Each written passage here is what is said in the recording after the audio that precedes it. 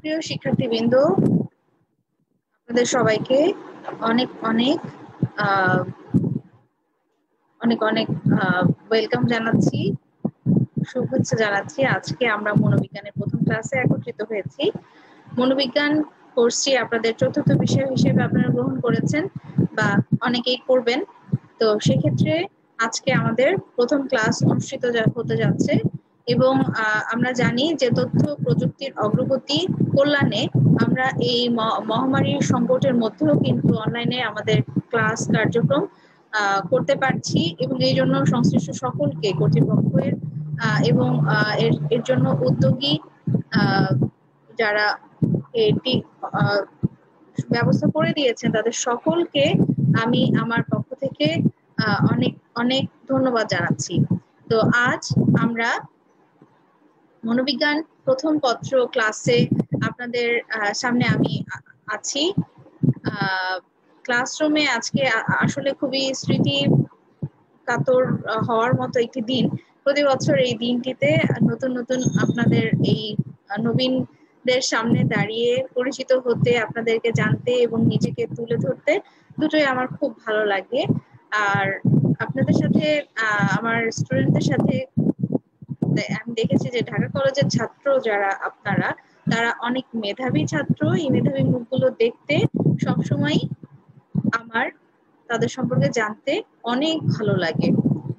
মনোবিজ্ঞান জীবন ঘনিষ্ঠ একটি বিষয়, আপনাদের অনেকেরই আগ্রহ আছে আমি ইতিপূর্বে শুনেছি, এবং যখন দেখা হবে সাক্ষাতে আপনাদের কাছে জানতে পারবো যে মনোবিজ্ঞান বিষয়ে আপনাদের আগ্রহগুলো আছে, আপনাদের কতটুকু জানা আছে। আসলে এই বিষয়গুলো নিয়ে সামনাসামনি কথা বলে আমরা হয়তো অনেক বেশি ইন্টারঅ্যাক্টিভ একটা ক্লাসরুম পেতাম। তবে সমস্যা নেই, আমরা এখানেও ইন্টারঅ্যাকশন আমাদের চলবে এবং আরো অনেক পদ্ধতি আছে যার মাধ্যমে কিন্তু ক্লাসের বাইরেও আমরা যোগাযোগ রক্ষা করব। আমরা মিলিত হয়ে আমাদের পড়াশোনাটা এগিয়ে নিয়ে যাব। কোনো অবস্থাতে আমাদের পড়াশোনা কিন্তু পিছিয়ে যাবে না। আজকে মনোবিজ্ঞান এর প্রথম ক্লাসে আপনাদের সাথে আছি আমি নাজমুন নাহার মুনমুন, প্রভাষক, মনোবিজ্ঞান বিভাগ, ঢাকা কলেজ, ঢাকা। আর আমাদের যেই কোর্সটি আমরা পড়বো এটা হচ্ছে মনোবিজ্ঞান প্রথম পত্র এর দ্বিতীয় অধ্যায়ে আচরণ ও আচরণের বিকাশ। এই অধ্যায়টি আমি পড়াবো। আর মনোবিজ্ঞান প্রথম পত্রের প্রথম অধ্যায় মনোবিজ্ঞান পরিচিতি, এই অধ্যায়টি আমাদের বিভাগের আরেকজন সম্মানিত শিক্ষক পড়াবেন। তবে আজকের বিষয়ে যাওয়ার পূর্বে অবশ্যই কিন্তু আমাদেরকে আলোচনা করতে হবে বা জানতে হবে মনোবিজ্ঞান কি এবং মনোবিজ্ঞানের সম্পর্কে ধারণা অর্জন করাটা জরুরি। যদিও আমরা দ্বিতীয় অধ্যায় আচরণের ধারণা এবং বিষয়ের সাধারণ আলোচনা করব, তারপরেও আমরা আগে জেনে নিব যে মনোবিজ্ঞান কি।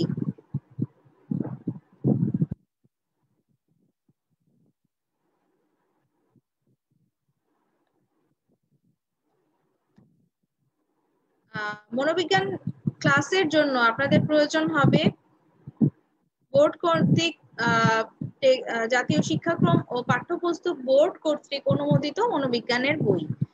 একাদশ এবং দ্বাদশ শ্রেণীর জন্য এই 4 জন লেখকের বই আপনারা বাজারে পাবেন। তার মধ্যে প্রথম 2 জন লেখকের বই আমরা অনুসরণ করে থাকি বেশি, বিশেষ করে আমি প্রথম 2টি বই অনুসরণ করব অনেক বেশি। আর এই বইগুলি আপনারা দ্রুত আপনাদের জোগাড় করে ফেলবেন এবং আমি আশা করব আপনারা প্রথম এবং দ্বিতীয় পত্র দুটো বই আপনাদের কাছে রাখবেন। সিলেবাসের যে অংশগুলো আছে তার মধ্য থেকে আপনাদের যে ক্লাসগুলো শুরু হবে তার প্রথম 2টি ক্লাস, প্রথম অধ্যায় এবং দ্বিতীয় অধ্যায়, প্রথম এবং দ্বিতীয় অধ্যায় আপনাদের প্রথম শ্রেণী পরীক্ষার জন্য প্রযোজ্য হবে। এই বিষয়টি আমরা আরেকবার মাথায় রাখবো যে প্রথম শ্রেণী পরীক্ষা প্রথম 2টি অধ্যায়ের উপরে অনুষ্ঠিত হবে। সেক্ষেত্রে প্রথম 2টি অধ্যায়ের ক্লাস আমরা খুব ভালোভাবে এখন মনোযোগ দিয়ে করব। আজকে আমাদের যে ক্লাস হবে সেই ক্লাসে আমাদের যে লক্ষ্য নির্ধারিত হয়েছে সেটি হচ্ছে যে আমরা মনোবিজ্ঞানের সম্পর্কে আগ্রহী হব, মনোবিজ্ঞান সম্পর্কে জানতে পারবো, মনোবিজ্ঞানের আধুনিক সংজ্ঞা বলতে পারবো এবং মনোবিজ্ঞানে আচরণ বলতে কি বোঝায়, আচরণের ধারণা আমরা অর্জন করব, এটি আমাদের শিক্ষণ ফল আজকের ক্লাসের জন্য।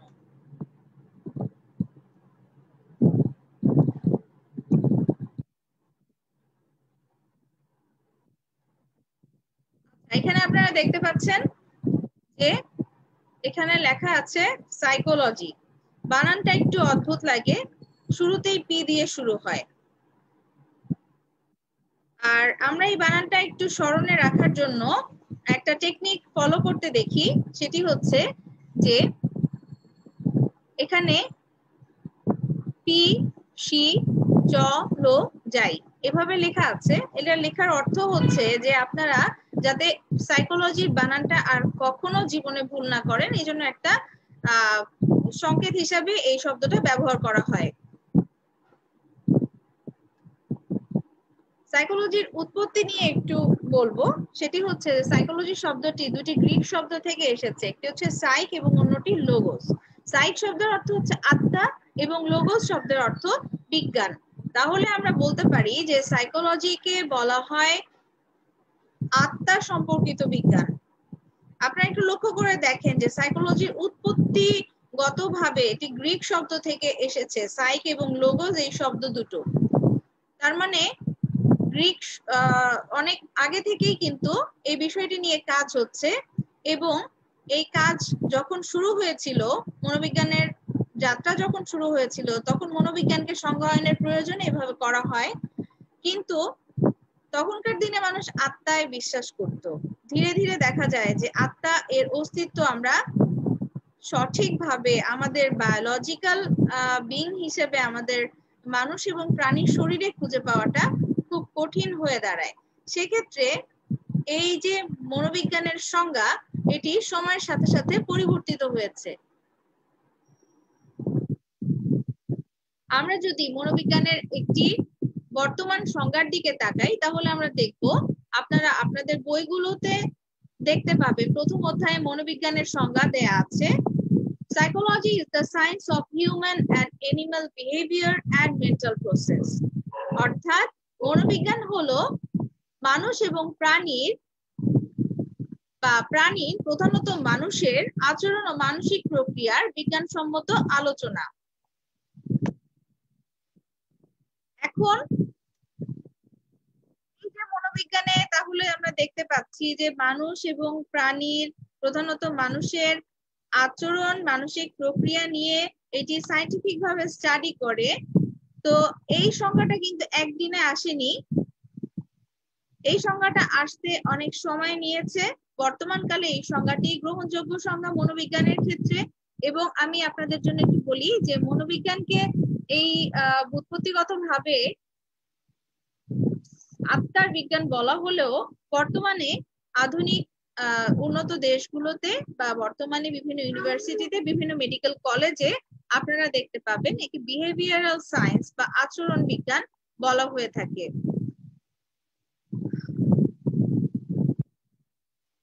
আচ্ছা, আমরা এখন এই সংজ্ঞাটিকে একটু ভেঙে ভেঙে আলোচনা করলে দেখতে পাবো যে মানুষ ও প্রাণী এটি ছিল এই সংজ্ঞাটির একটি গুরুত্বপূর্ণ অংশ। যেসব ক্ষেত্রে মানুষের উপর পরীক্ষা করা সম্ভব হয় না, সেসব অনেক ক্ষতির সম্ভাবনা থাকে, সেসব ক্ষেত্রে সেই পরীক্ষাগুলো নিম্নতর প্রাণীর উপরে করা হয় এবং তথ্য সংগ্রহ করা হয়, এবং পরবর্তীতে সেই সূত্রগুলো মানুষের ক্ষেত্রে কার্যকর হয় কিনা সেটি দেখা হয়। এই জন্য দেখেন বিভিন্ন সময় মনোবিজ্ঞানের বিভিন্ন গবেষণায় বিভিন্ন প্রাণী ব্যবহার করা হয়েছে। এখানে আপনারা শিম্পাঞ্জির ছবি দেখতে পাচ্ছেন, এখানে ইঁদুরের ছবি দেখতে পাচ্ছেন, এবং এখানে আরো বিভিন্ন প্রাণীর ছবি আপনারা দেখতে পাচ্ছেন। এগুলো অ্যাকচুয়ালি বিভিন্ন গবেষণা ছবি। এখানে মানুষের মানসিক প্রক্রিয়া এবং আচরণকে গবেষণা করতে গিয়ে, বিজ্ঞান সম্মতভাবে স্টাডি করতে গিয়ে এই ধরনের গবেষণাগুলো করা হয়েছে। তাহলে আমরা দেখতে পাচ্ছি যে প্রধানত মানুষের মানসিক প্রক্রিয়া এবং আচরণ নিয়ে মনোবিজ্ঞান কাজ করছে। তাহলে ইনভিজিবল কোনো কিছু, মানে ইনভিজিবল না, আসলে অ্যাকচুয়ালি ভৌতিক বা আত্মা এই টাইপের প্রেতাত্মা এই টাইপের কোনো কিছু নিয়ে কিন্তু মনোবিজ্ঞান কাজ করছে না, এটা আমরা কনফার্ম হলাম এখান থেকে। এরপরে আমরা যদি দেখি যে মানসিক ক্রিয়া কাকে বলে, তাহলে আপনারা দেখতে পাবেন যে মানসিক ক্রিয়া এটা আভ্যন্তরীণ প্রক্রিয়া, কোনো ঘটনা যেটি অনুভব করা বা বুঝতে পারা যাচ্ছে তার সম্পূর্ণ প্রক্রিয়ার একটি অংশ এবং উপলব্ধির সক্ষমতাই হচ্ছে মানসিক ক্রিয়া।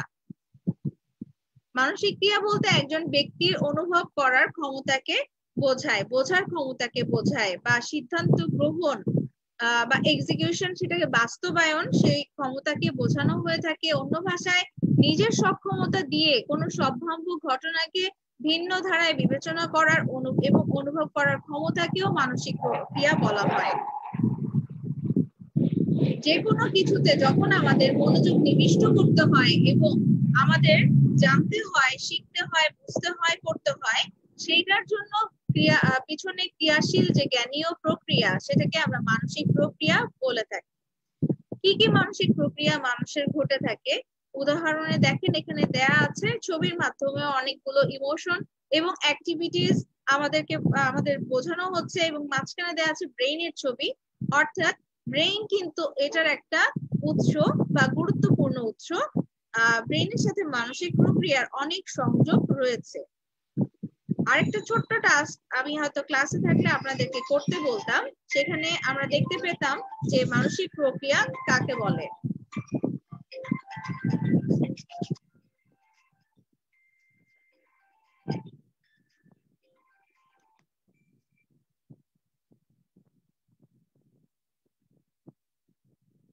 মানসিক প্রক্রিয়ার উদাহরণে আপনারা দেখতে পাবেন যে উপলব্ধি, স্মৃতি, চিন্তা, ধারণা, কল্পনা, বিশ্বাস, যুক্তি, ইচ্ছা, আবেগ ইত্যাদি সবই কিন্তু মানসিক প্রক্রিয়ার অন্তর্গত।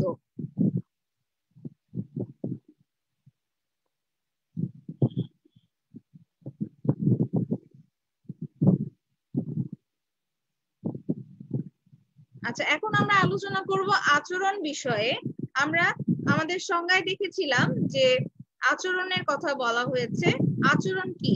মানুষ বা প্রাণী যা কিছু করে সেটাই হচ্ছে আচরণ। আচরণ বাহ্যিকভাবে দেখা যায়, আবার কিছু কিছু আচরণ আছে আভ্যন্তরীণ আচরণ, যেমন আমরা শ্বাস প্রশ্বাস নিয়ে থাকি, আমরা কথা বলার আগে চিন্তা করি, আমাদের শ্বাস প্রশ্বাস নিয়ে থাকি, বা অনেক কিছু আমরা মনে মনে গণনা করি, সেটাও কিন্তু একটা কাজ। অর্থাৎ যে কোনো কাজ, সেটাই হচ্ছে আচরণ। আমাদের আভ্যন্তরীণ যে মানসিক ক্রিয়া, সেই ক্রিয়ার যে ফলাফল বা বহিঃপ্রকাশ, সেটাকেও আমরা আচরণ বলতে পারি। আচরণের সংজ্ঞা দিতে গিয়ে মনোবিজ্ঞানী ক্রাইডার এবং তার সহযোগীরা বলেছেন যে আচরণ হলো যে কোনো কার্যকলাপ যা পর্যবেক্ষণ করা যায়, লিপিবদ্ধ করা যায় এবং পরিমাপ করা যায়। অর্থাৎ behavior is any activity that can be recorded, that can be measured and that can be observed. তাহলে তিনটা গুরুত্বপূর্ণ বৈশিষ্ট্য আচরণের থাকে। একটা হচ্ছে যে আচরণকে সংরক্ষণ করা যায়, আচরণকে পরিমাপ করা যায় এবং আচরণকে পর্যবেক্ষণ করা যায়। আমরা জানি যে আজকালকার দিনে আমরা চাইলেই ভয়েস রেকর্ড করতে পারি, যেটা আমাদের আচরণকেই ধারণ করে। আমরা চাইলে ভিডিওর মাধ্যমে আচরণকে ভিডিও করতে পারি। আমরা দূর থেকে অবজারভেশনও করতে পারি। আসলে এইগুলো সবই আচরণের সাথে জড়িত। এখন আজকে আমাদের যে বিষয়বস্তু, সেই বিষয়বস্তু কিন্তু আচরণ, অর্থাৎ আচরণের একটা ধারণা কিন্তু আমরা এখন পেলাম। তাহলে এই যে এতক্ষণ আমরা দেখলাম, তার বাইরে আরেকটা কথা থেকে যায় যে বিজ্ঞান। আমরা বিজ্ঞান সম্পর্কে জানি। বিজ্ঞান কি? বিজ্ঞান বা সায়েন্স, এটা হচ্ছে একটা অবজেক্টিভ বা বস্তুনিষ্ঠ জ্ঞান, যে জ্ঞানটা সবার জন্য নিরপেক্ষভাবে সত্য এবং সিস্টেমেটিক বা প্রক্রিয়াগতভাবে যে জ্ঞানটা অর্জিত হয়েছে এবং এটাকে প্রুভ করা যায়, এটা প্রমাণযোগ্য। তাহলে এই বিজ্ঞান, মনোবিজ্ঞান কিন্তু বিজ্ঞান। মনোবিজ্ঞানের কাজ মানুষ এবং প্রাণী নিয়ে, এবং মানুষ এবং প্রাণীকে বিজ্ঞানসম্মত ভাবে সে কোন জিনিসটা দেখে? তার আচরণ এবং মানসিক প্রক্রিয়া দেখে। তাহলে আমরা আজকে মনোবিজ্ঞানের সংজ্ঞা সম্পর্কে স্পষ্ট হচ্ছি যে মনোবিজ্ঞান হচ্ছে মানুষ এবং প্রাণীর আচরণ এবং মানসিক প্রক্রিয়ার বিজ্ঞানসম্মত অনুধ্যান। আর শুরুতে মনোবিজ্ঞানকে আত্মা সম্বন্ধীয় বিজ্ঞান বলা হয়েছে। এরপর মনোবিজ্ঞানের ইতিহাসে আমরা যখন আরো অনেক জানবো তখন আমরা জানতে পারবো যে ধীরে ধীরে একে চেতনার বিজ্ঞান বলা হয়েছে, আচরণের বিজ্ঞান বলা হয়েছে। বর্তমানে বলা হয় মনোবিজ্ঞান হলো মানুষ এবং প্রাণীর আচরণ ও মানসিক প্রক্রিয়ার বিজ্ঞানসম্মত অনুধ্যান। তাহলে আমরা এখন আচরণ সম্পর্কে যাব। আচরণ আমরা দেখেছিলাম যে মানুষ এবং প্রাণী যা কিছু করে তাই হচ্ছে আচরণ। Everything an animal does and how it does it, এটাই that is called behavior. Behavior কে আরো আমরা সংজ্ঞায়িত করতে পারি এমন ভাবে, response to stimuli in its environment, অর্থাৎ আচরণ হচ্ছে একটা উদ্দীপকের প্রতি প্রতিক্রিয়া, যে উদ্দীপকটা পরিবেশ আমার সামনে উপস্থাপন করেছে। আচরণের সাথে আচরণ দুই ভাবে হয়ে থাকে, একটা হচ্ছে ইনেট, অর্থাৎ যেটা হচ্ছে আমাদের মধ্যে প্রথিত আছে, সেটা আমাদের আমরা জন্মসূত্রে পেয়েছি। আরেকটা হচ্ছে লার্ন, যেটা হচ্ছে আমরা জন্মের পরে আমাদের পরিবেশগত শিক্ষার মাধ্যমে অর্জন করেছি। তার মানে আচরণ দুই ভাবে অর্জন হয়, একটা হচ্ছে হেরিডিটি বা ইনেট অর্জিত আচরণ, ইনস্টিংটিভ, অটোমেটিক বা কনসিস্টেন্ট। আরেকটা হচ্ছে লার্ন বা শিক্ষার্জিত, এখানে ability to learn is inherited. আমরা আসলে সব প্রাণী মাত্রই, মানুষ মাত্রই প্রতি মুহূর্তে শিখছি। এই যে শিক্ষা, এটা শেখার প্রক্রিয়াটাও কিন্তু আমাদের ইনহেরিটেড।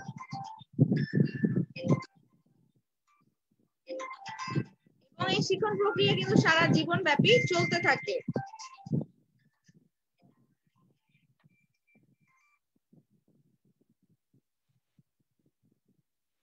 আচ্ছা, আর এখানে আরেকটা ছবিতে, আপনারা ছবিতে একটু দেখেন যে হেরিডিটি কি। হেরিডিটি হচ্ছে যে বংশগতির মাধ্যমে যখন পূর্ববর্তী প্রজন্ম থেকে পরবর্তী প্রজন্মে তাদের বৈশিষ্ট্যগুলো কি করে, বৈশিষ্ট্যগুলো যখন পাওয়া যায়, যেমন রক্তের গ্রুপ, চোখের রং, চুলের রং, হাইট ইত্যাদি, এই বিষয়গুলো যখন এক প্রজন্ম থেকে আরেক প্রজন্মের মধ্যে সঞ্চারিত হয়, সেই প্রক্রিয়াটাই হচ্ছে বংশগতি বা হেরিডিটি। তাহলে আমরা দেখলাম যে আচরণ কি, আচরণ কিভাবে তৈরি হয়।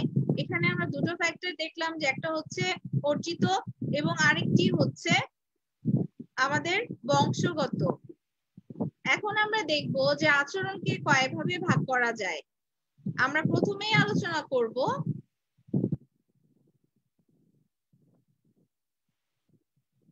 সামগ্রিক ও খণ্ডিত আচরণ এই সম্পর্কে।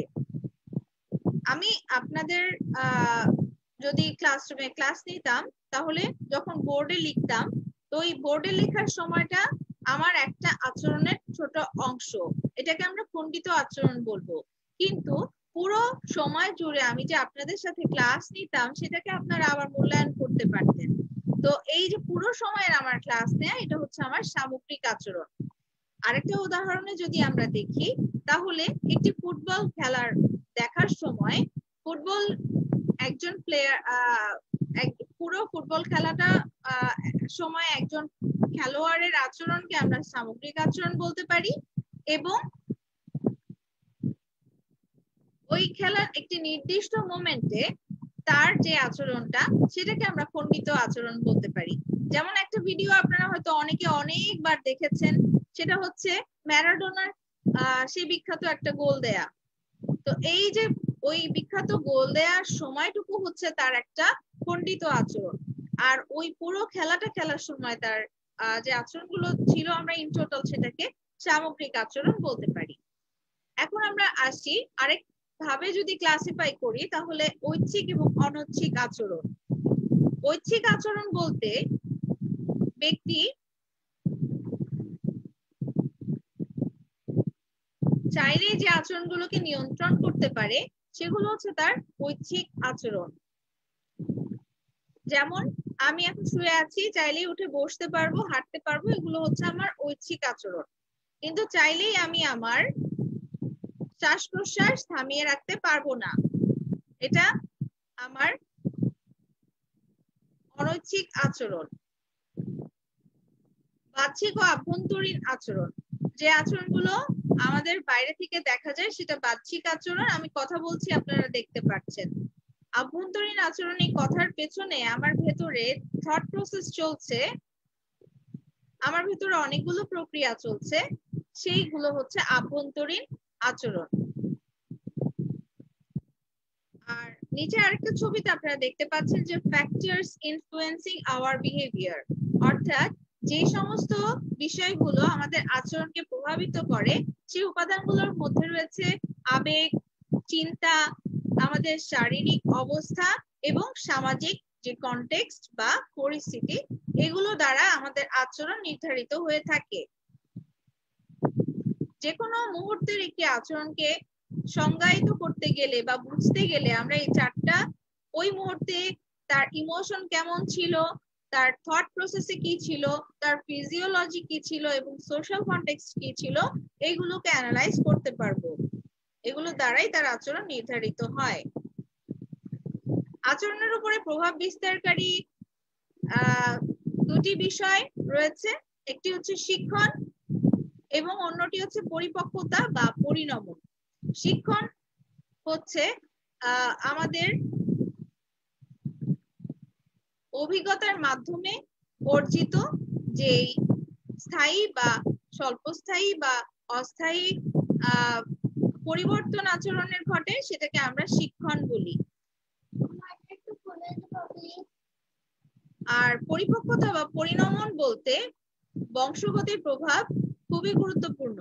একটা ছেলে, একটা ছোট বাচ্চা বড় হওয়ার সময় সে নির্দিষ্ট বয়সে নির্দিষ্ট কাজটি করতে পারলে আমরা তাকে বলবো ম্যাচিউর, যে বয়স অনুপাতে তার আচরণ ঠিক আছে। আর যদি বয়স অনুপাতে আচরণ ঠিক না থাকে আমরা তাকে অপরিপক্ক বা ইম্যাচিউরড বলবো। তাহলে পরিপক্কতাটা বায়োলজির সাথে বায়োলজিক্যাল, এটা আসলে ডেভেলপমেন্ট বা একটা অংশ। আর শিক্ষণটা আমরা অবধারিত ভাবে বলতে পারবো না যে একজনের হবে বা হবেই না। শিক্ষণ হচ্ছে অনুশীলন, অভিজ্ঞতা এর প্রয়োজনীয় শর্ত। যদি কারো অভিজ্ঞতা বা অনুশীলন নির্দিষ্ট ক্ষেত্রে না হয় তাহলে তার ওই নির্দিষ্ট শিক্ষণ না হওয়াটা অস্বাভাবিক কিছু না। তাহলে আজকে আমরা ক্লাস থেকে যা শিখলাম সেটার পরে আপনাদের কিছু বাড়ির কাজ দেই। বাড়ির কাজ শুনে অনেকে ভয় পেতে পারেন, কিন্তু ভয়ের কিছু নাই। আমাদের পরবর্তী ক্লাসটা বোঝার জন্য আমাদের এই বিষয়গুলো একটু ভালোভাবে বাসায় বইতে দেখতে হবে।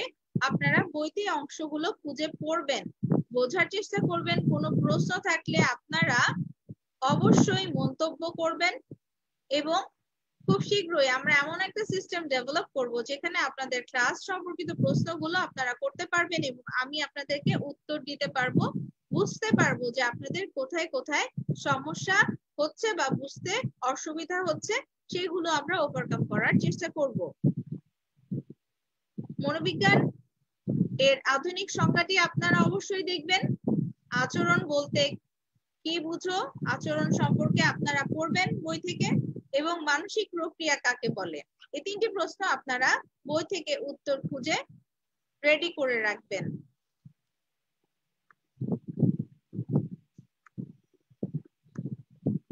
আজকে এ পর্যন্তই। ধন্যবাদ সবাইকে। আশা করি সবাই ভালো আছেন এবং ভালো থাকবেন। ধন্যবাদ।